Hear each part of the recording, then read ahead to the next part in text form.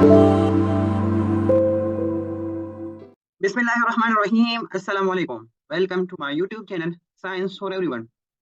Today the video is related to microarray data analysis, and the title of my today's video is Identification of Differentially Expressed Genes from a Microarray Dataset. As you all know that I have started a video series related to microarray data analysis, and this is the last part of that video series. In the previous video, I have shown you that what is basically microarray data analysis and what are basically the steps that are performed to find the differentially expressed genes. So this is a playlist on my YouTube channel. I started from the very beginning, from the microarray analysis project new skill, and after that I discuss each and every part. Okay, so this is the last part of this video series.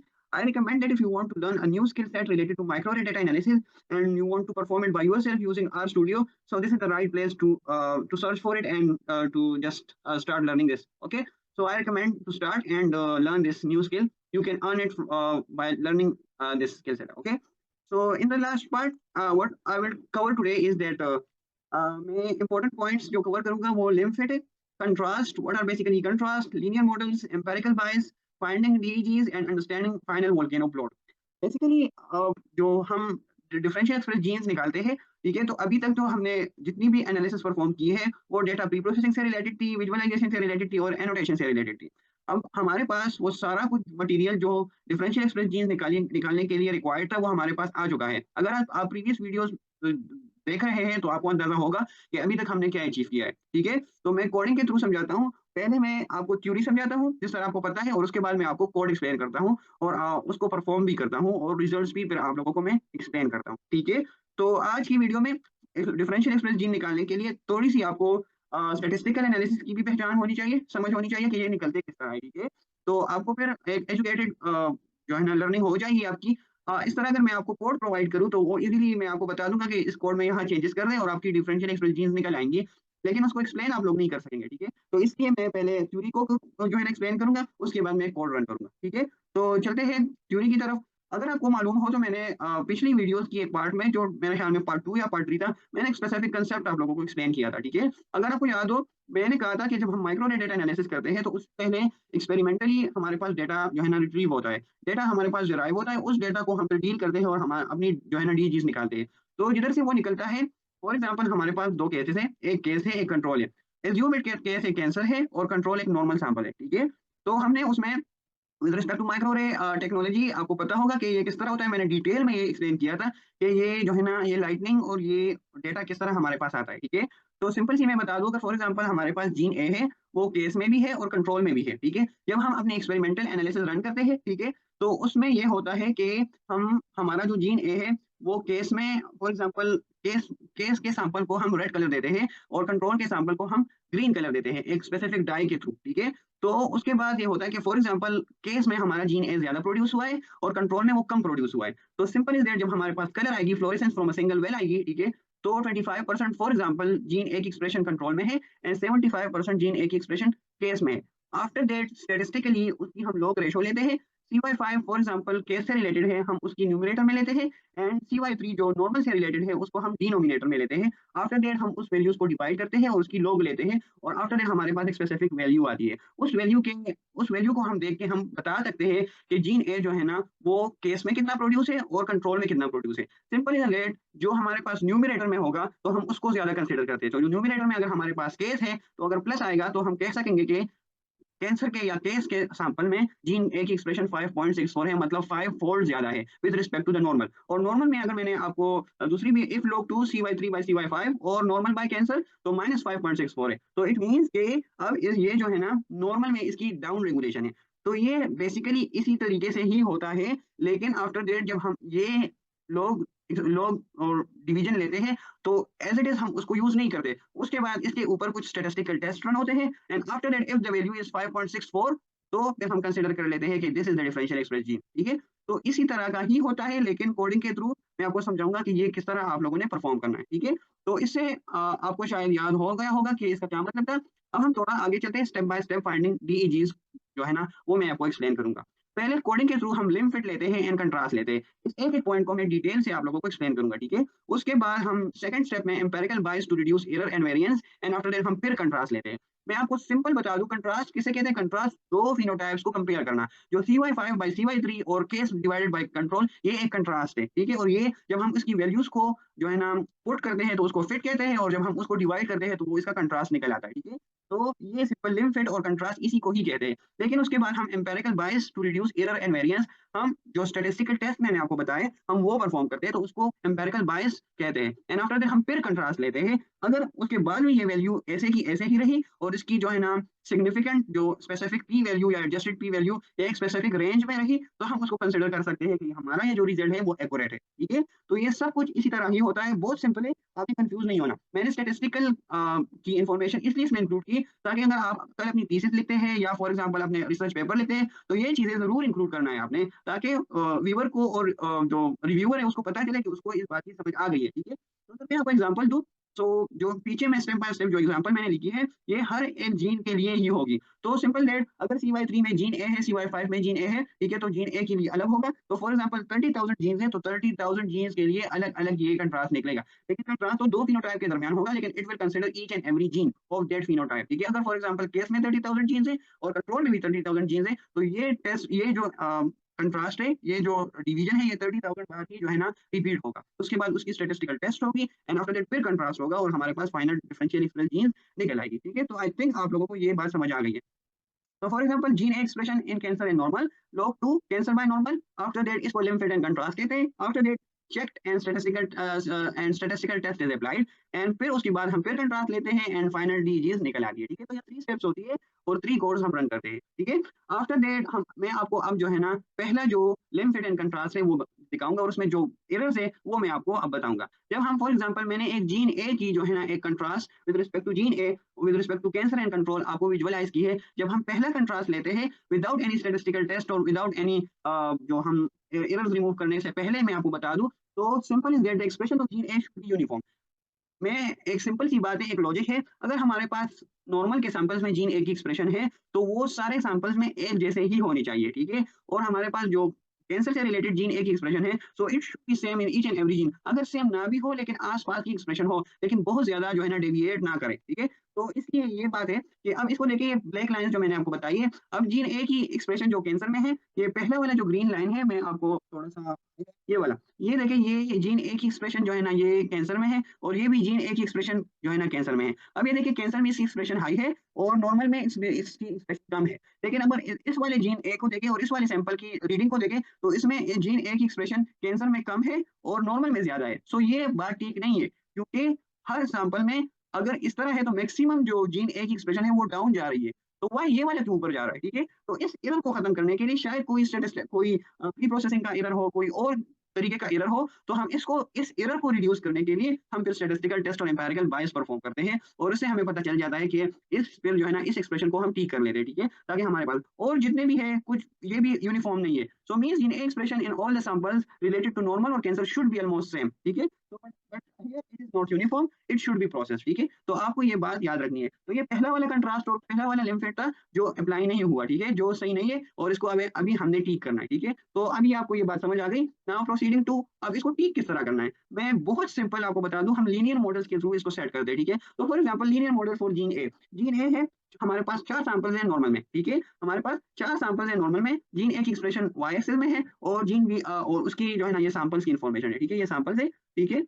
these are the samples and these are the expression values, so ये y axis में expression values है और s axis में ये है, ठीक है। अब ये देखिए, ये इसकी एक्सप्रेशन है, ये इसकी एक्सप्रेशन है और इन 4 की एक्सप्रेशन है। लेकिन अब ये देखिए, ये जो ब्लैक कलर का लाइन है ये यूनिफॉर्म है, so it's this expression values should be, हम कह सकते हैं कि it should be near to the black line, ताकि तो जितना ये ब्लैक लाइन से दूर होंगे तो इट मींस इसकी वेरिएंस ज्यादा है, इसकी एरर ज्यादा है। तो हम स्टैटिस्टिकल टेस्ट परफॉर्म करते हैं, एम्पिरिकल बायस अप्रोच परफॉर्म करते हैं, ताकि हम इसकी वेरिएंस कम से कम करें। तो एम्पिरिकल बायस में इस तरह होता है कि हम फॉर एग्जांपल ये वाला एक्सप्रेशन बहुत ज्यादा डेविएट कर रहा है, तो हम इन सारों की जो इन्फॉर्मेशन है, एक्सप्रेशन की इन्फॉर्मेशन वो लेते हैं, एक स्पेसिफिक फार्मूला में पुट करते हैं और इसी के मुताबिक इसकी एक्सप्रेशन को ठीक करते हैं, ठीक है। तो हर एक जीन, अगर एक जीन की एक्सप्रेशन वैल्यू ठीक होगी तो उन सारे 30,000 gene present in normal sample उससे जो है ना इंफॉर्मेशन लेके उसकी इस एक की जो है ना इस एक जीन की expression values हम ठीक करते हैं। So this is basically taking the more expression is closer to the black line, the less is variance. So statistical algorithms are used to reduce the variance of gene A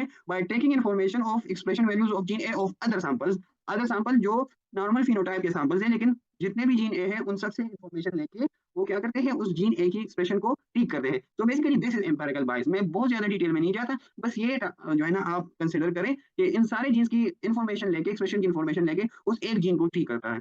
ये normal में भी होता है और ये जो है ना कैंसर में भी होता है। ठीक है, तो for example if there are 30,000 genes, तो in normal and 30,000 genes in cancer, तो इन सब के लिए ये परफॉर्म होगा। एंड आफ्टर दैट उसके बाद वेरिएंस कम होगी, एरर कम होगा, और हमारे पास फाइनल फिर हम कंट्रास्ट लेते हैं। एंड आफ्टर दैट हमारे पास कंट्रास्ट जो है ना वो ठीक आता है। ठीक है, अब ये वाला जो जीन था जो मैंने बताया था, ये पहले जो है ना ये ऊपर की तरफ जा रहा था। ठीक है, ये ऊपर इस तरह जा रहा था और ये वाला इस तरह जा रहा था, तो अभी ये भी ठीक हो गया। ठीक है, तो ये हमारे पास फिर हम वापस कंट्रास्ट लेते हैं और हमारे पास फिर हम इसको विजुअलाइज करते हैं कि अब हमारा जो है ना जीन ए की एक्सप्रेशन ठीक हो गई या ठीक नहीं हुई। ठीक है, तो ये सिर्फ जीन ए की है, सारे जीन्स के लिए अलग अलग इस तरह का कंट्रास्ट निकल आएगा। ठीक है, उसके बाद हम फिर ये हमारे पास, अब ये इसके बाद हम डिफरेंशियल एक्सप्रेस जीन निकाल लेते हैं। ठीक है, तो अब मैं थोड़ा सा आपको कोड एक्सप्लेन करूं। जिस तरह मैंने आपको बताया, हम फिट लेते हैं और कंट्रास्ट लेते हैं। Fitting the phenotype normal, basically हम कोलोरेक्टल कैंसर के ऊपर काम कर रहे हैं। ठीक है, पहले ही स्टार्ट वीडियो से, तो इसलिए मैंने कोलोरेक्टल कैंसर को कंसीडर किया। फिर हम कंट्रास्ट लेते हैं कोलोरेक्टल कैंसर और नॉर्मल का। एंड आफ्टर दैट हम स्टैटिस्टिकल टेस्ट करते हैं। स्टैटिस्टिकल टेस्ट जो हम मैंने बताया था एम्पेरिकल बायस, और हम फिर कंट्रास्ट लेते हैं और उसके बाद हमारे पास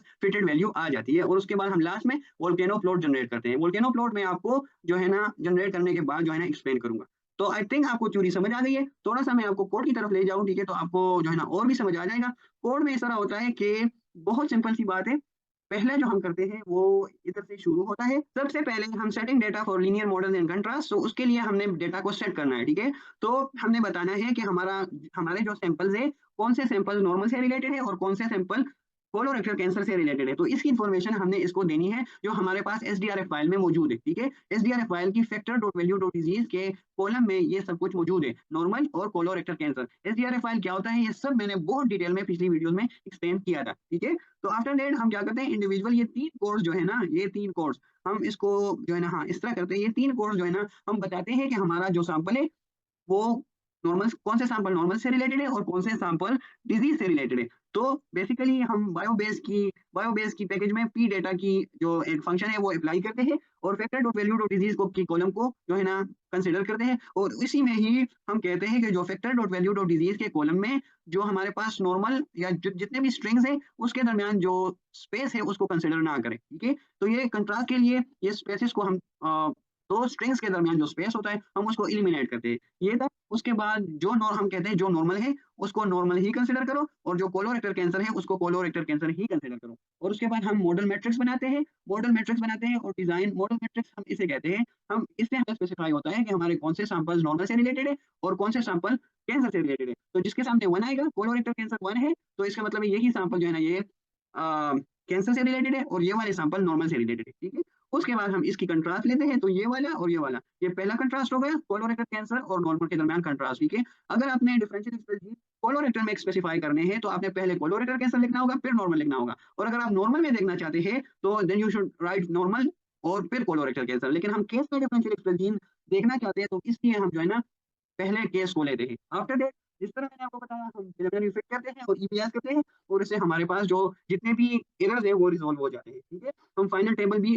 कंस्ट्रक्ट कर सकते हैं इससे। ठीक है, एंड आफ्टर दैट मैंने पहले भी बताया कि जब हमारे पास डिफरेंशियल एक्सप्रेस जीन निकल आते हैं तो इसकी एक स्टेटिस्टिकल वैल्यू थ्रेशोल्ड होती है, और उससे हमें पता चलता है कि हमारे जो जीन्स है वो कितने, हमारी जो डिफरेंशियल एक्सप्रेस जीन्स है वो कितने एक्यूरेट है। ठीक है, तो simple is that 0.05 adjusted P value means ये बेस्ट स्टेटिस्टिकल थ्रेशोल्ड है सिग्निफिकेंस के लिए। इसका मतलब है कि 95% रीजन जो है हमारे एक्यूरेट है। तो वो डिफरेंशियल एक्सप्रेस जीन जो 95% एक्यूरेट होंगे वो हमारे पास टेबल में आ जाएंगे। हम बेसिकली हम वो कंसिडर करना चाहते हैं। टेबल तो हमारे 30,000 जीन्स की आ जाएगी, लेकिन उसमें सिग्निफिकेंट डिफरेंशियल एक्सप्रेस जीन्स वो होंगे जिसकी थ्रेशोल्ड वैल्यू 0.05 के इक्वल या इससे कम होगी। अगर फॉर एग्जाम्पल हम 0.02 ले लें तो इसका मतलब है कि 98% रीजन जो है ना हमारे पास एक्यूरेट है, तो और भी हमारे पास फिल्ट्रेशन हो जाएगी। एंड आफ्टर दैट इधर तक हमारा जो सारा काम है वो खत्म हो जाता है और हमारे पास एक फाइनलाइज टेबल आ जाता है। ठीक है, फाइनलाइज टेबल भी मैं आपको दिखा दूं कि ये किस तरह नजर आता है। ये हमारे पास फाइनलाइज टेबल है, जिस तरह मैंने आपको बताया ये हमारे पास प्रोब आईडीज है, ये सिंबल्स है, ये जीन नेम्स है।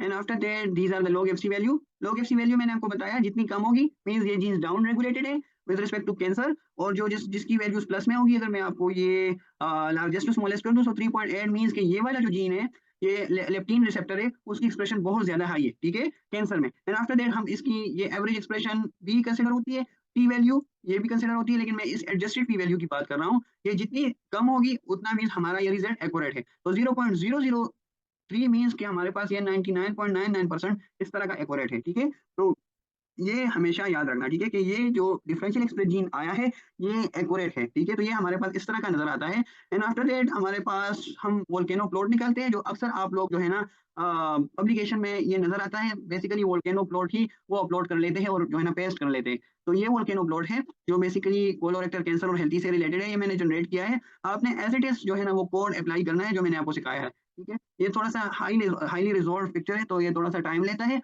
But no issues. इसी से ही हम जो है ना अपनी वोल्केनो प्लॉट जो है ना इस कोड से वोल्केनो प्लॉट हम बनाते हैं, ठीक है। अब मैं आपको बता दूं आपने चेंजेस किधर करनी है कोड में। चेंजेस सिर्फ इधर करनी है। अगर आपके कॉलम का नाम factor dot value dot disease नहीं है, कोई और है, तो आपने इधर वो नाम लिखना है, ठीक है। एंड आफ्टर दैट इधर इधर चेंज करनी है। अगर आपके factor dot value dot disease के कॉलम में फिनोटाइप्स के नेम चेंज है, तो आपने वही इधर वो नेम्स लिखनी है, ठीक है। अगर ये चेंज है तो आपने इधर वो नेम लिखनी है, और एज इट इज कोड इधर भी अगर चेंज है तो वो नेम लिखनी है। एंड आफ्टर दैट इधर कोई चेंज नहीं करनी। एंड आफ्टर दैट अगर आपको वोल्केनो प्लॉट चाहिए 0.5 की रेंज में, log FC वैल्यू की रेंज में, तो आप इसको भी सेट कर सकते हैं, ठीक है। मैं आपको ये मेरे ख्याल में थोड़ा सा टाइम लेगा इसकी जनरेशन में, इसलिए मैं आपको एक सिंपल सा वोल्केनो प्लॉट एक्सप्लेन करता हूँ कि वोल्केनो प्लॉट असल में इंटरप्रेट किस तरह होता है।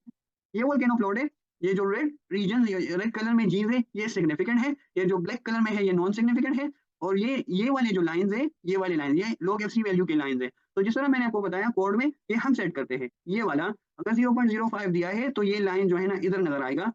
0.05 में मैंने अभी सेट किया है तो ये इधर नजर आ। अगर आप 1 पे सेट करते हो तो ये इधर आएगा। तो जितना ये लाइन ऊपर की तरफ जाएगा तो इतनी ये रेड रीजन के रेड कलर की जो जीन्स है वो कम होते रहेंगे, ठीक है। तो इसलिए ये 0.05 पे मैंने रखा। तो ये ब्लू जीन्स जो है ना वो सिग्निफिकेंट है, लेकिन हमारी log FC वैल्यू के जो है ना थ्रेशोल्ड के मुताबिक नहीं है। तो we are not considering this blue genes and these black genes. ये जो ग्रीन कलर की जीन्स है ये सिग्निफिकेंट नहीं है।